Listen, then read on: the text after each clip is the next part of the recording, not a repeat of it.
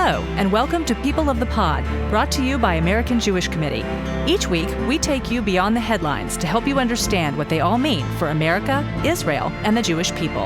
I'm your host, Manya Brashear-Pashman.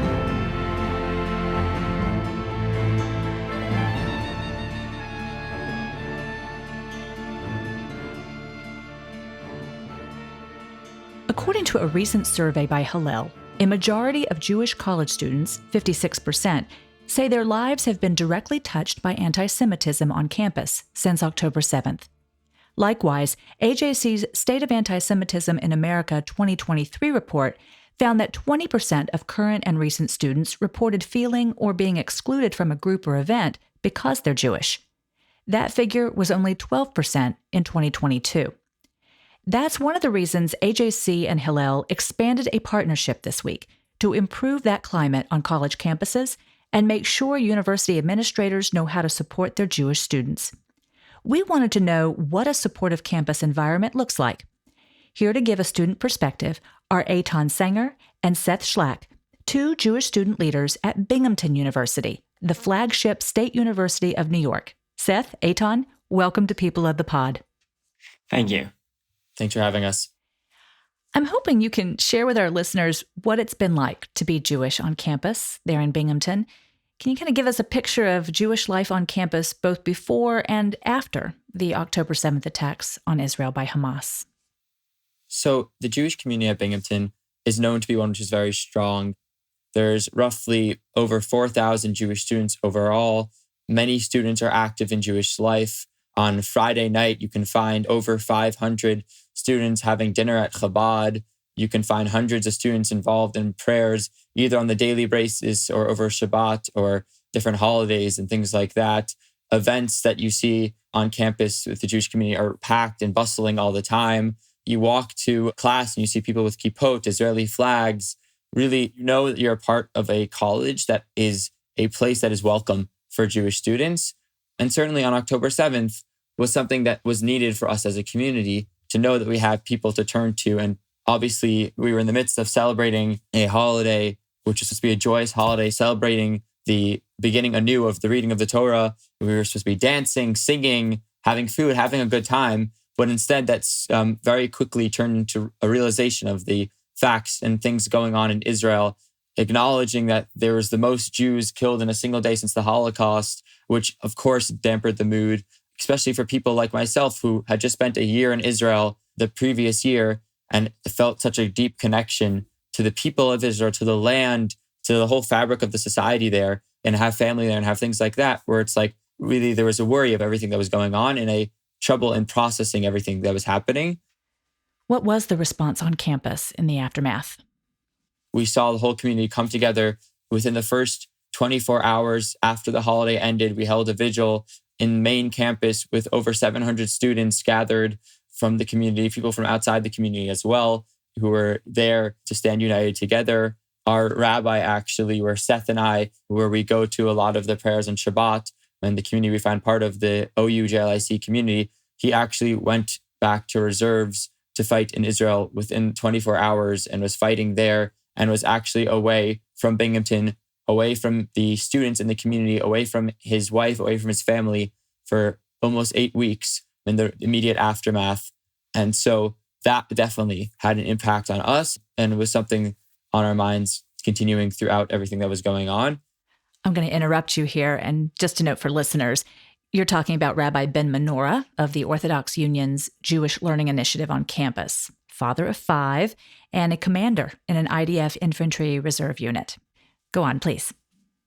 We were able to look towards the fellow people in our community who we felt a responsibility for, knowing that we were all going through a tough time together and knowing that we all had some connection one way or another to things that were going on. And so people were there for each other. People continue to be there for each other, and people are still doing things to be there for each other as the war continues to progress. And I'm sure we'll go more into this later on, but also the fact that we had an administration who from day one showed up for the community, was at the vigil on day one, was at Chabad in the first few weeks, and really went out of their way to show that we know what just happened, we acknowledge the severity of it, and we are here for the Jewish community, even when, and this has been explicitly said by the president himself, even when We know that other administrations at other universities are not there for you at the same time. We know it's our responsibility to be there for you.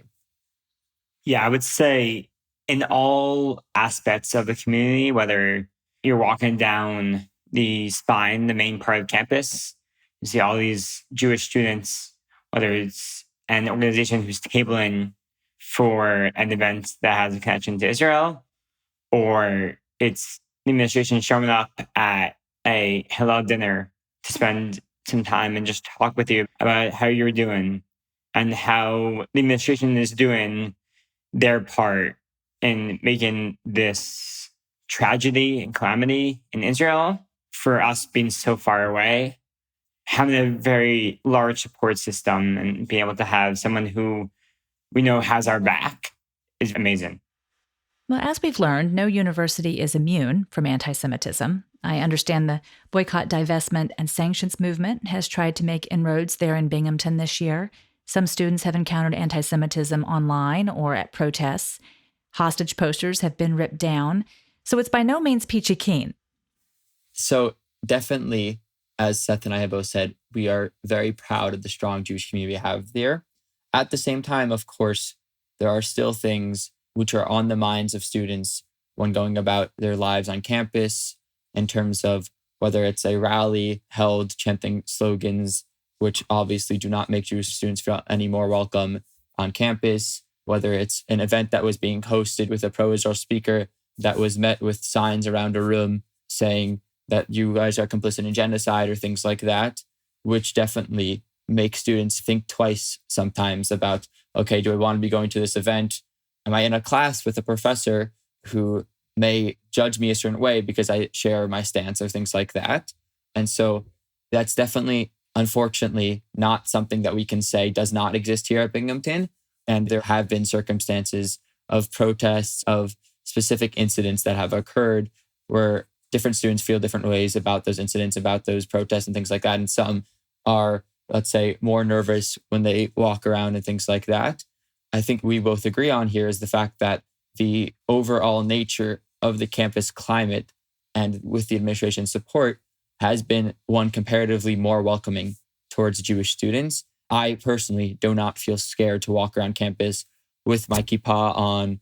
I'm not hiding my Judaism when I'm walking around campus, which doesn't overshadow the fact that there are incidents which cannot be ignored and cannot be understated, but is definitely something that is presently being thought about. Eytan, you mentioned that you spent time in Israel between high school and college. Is that common among the Jewish community at Binghamton? Yeah, so both Seth and I have spent gap years in Israel. There's a really significant population of Jewish students here who have spent gap years, also because Binghamton gives credit for spending a gap year in Israel, which is a really helpful tool to a lot of students who, let's say, are really interested in taking a gap year, but are worried about it delaying their college process more. My program alone last year, I was at Omer Neutra, which is a yeshiva in the old city of Jerusalem. And there's 8 students at Binghamton who are on my program alone last year. And there are plenty of others from different programs across the country who are at Binghamton as freshmen. And then, of course, later on as well. And so that connection to Israel, of course, is stronger for those who spent a full year there. So I do want to highlight that there is a personal connection between Binghamton and the horrors that unfolded on October 7th. Seth, you are friends with the family of Omer Neutra, one of the 8 remaining American hostages being held by Hamas in Gaza. He was accepted to Binghamton with plans to attend, but joined the Israel Defense Forces during his gap year.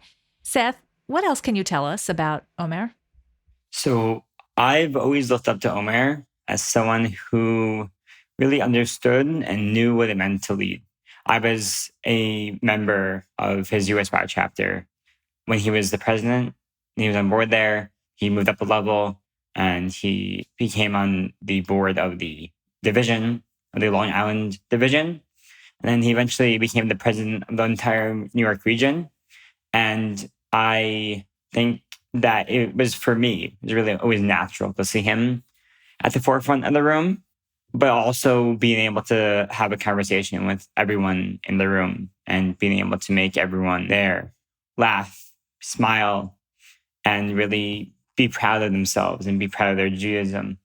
Omer also valued Israel, of course. I mean, that was probably still is one of his main connections, one of his driving forces. Both his parents are Israelis. He's the grandson of Holocaust survivors.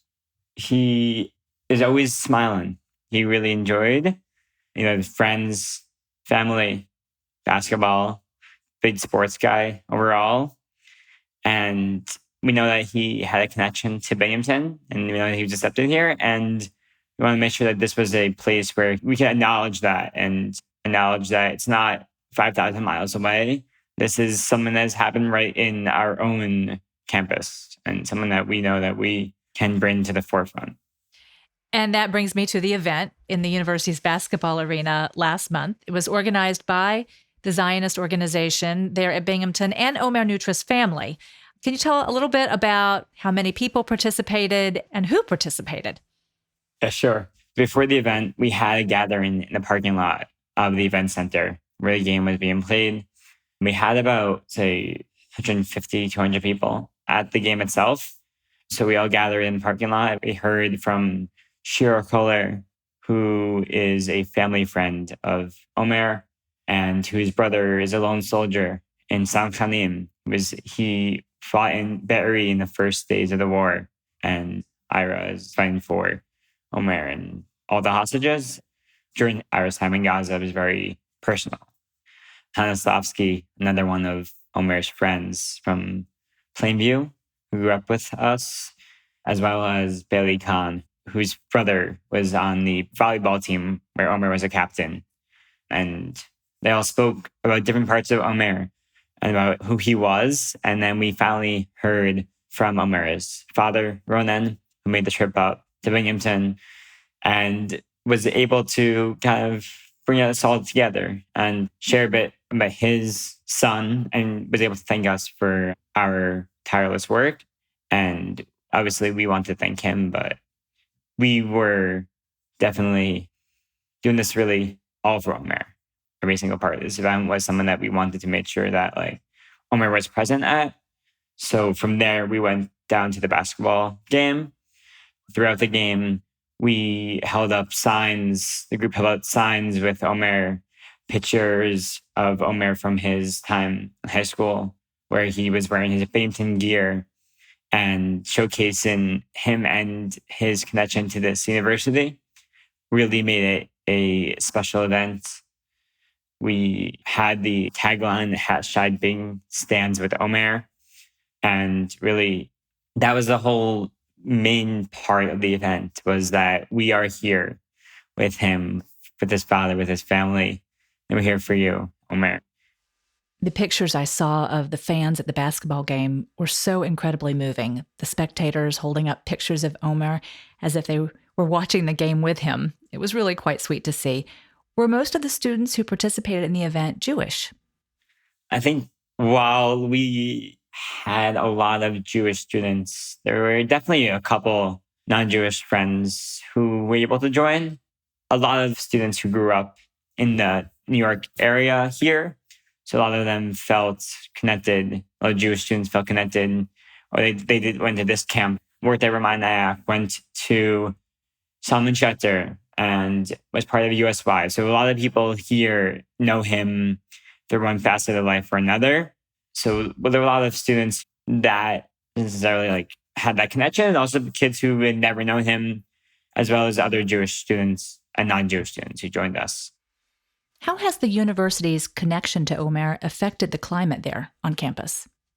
So, as I mentioned, from the first 24 hours of October 7th, the community here was immediately getting together and putting together different rallies, different vigils, different events and things like that.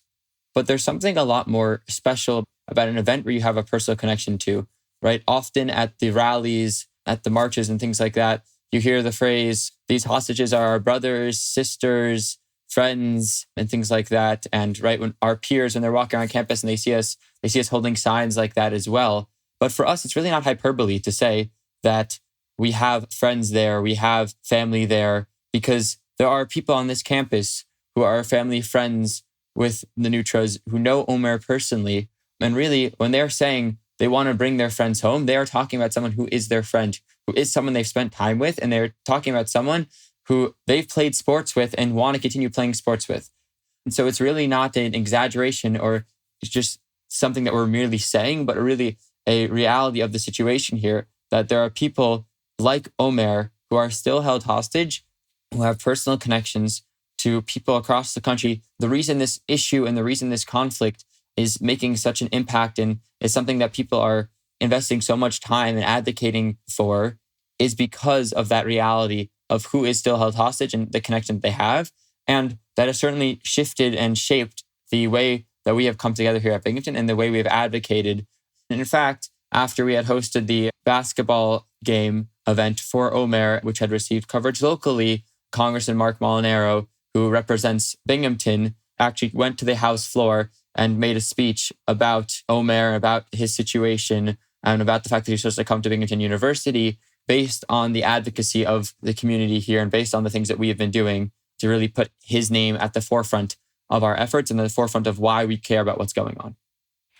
I'm curious, and this question is for you, Seth, since you played such a key role in organizing that event in the basketball arena, and you spoke about Omer being such a leader.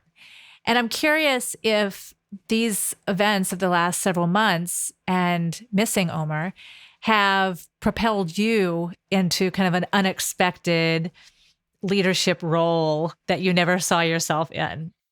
So I think as a leader, I definitely would say in the roles I've held since I've been in high school, whether I've been the chapter president of my USY or the president of the Jewish Student Union chapter in Plainview, or now in my role on the JISC executive board here in Binghamton. It's been something that I always wanted to do. And I've always saw myself as someone who wants to approach people across the room and want to make sure that everyone feels like they could go up and speak.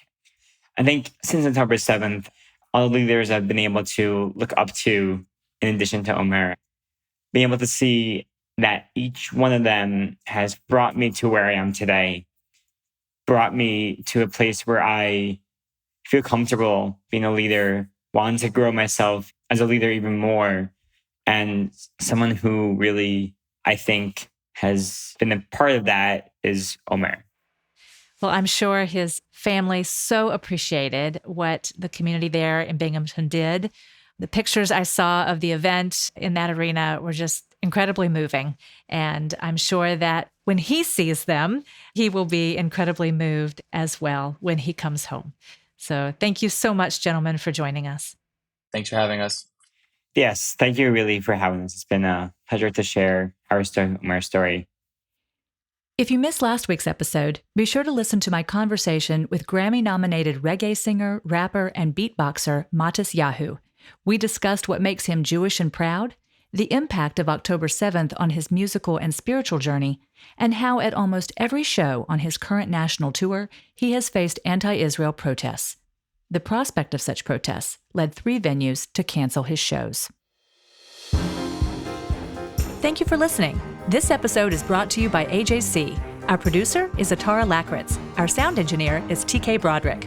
You can subscribe to People of the Pod on Apple Podcasts, Spotify, or Google Podcasts, or learn more at ajc.org/peopleofthepod. The views and opinions of our guests don't necessarily reflect the positions of AJC. We'd love to hear your views and opinions or your questions. You can reach us at peopleofthepod@ajc.org. If you've enjoyed this episode, please be sure to tell your friends, tag us on social media with #PeopleOfThePod, and hop on to Apple Podcasts to rate us and write a review to help more listeners find us. Tune in next week for another episode of People of the Pod.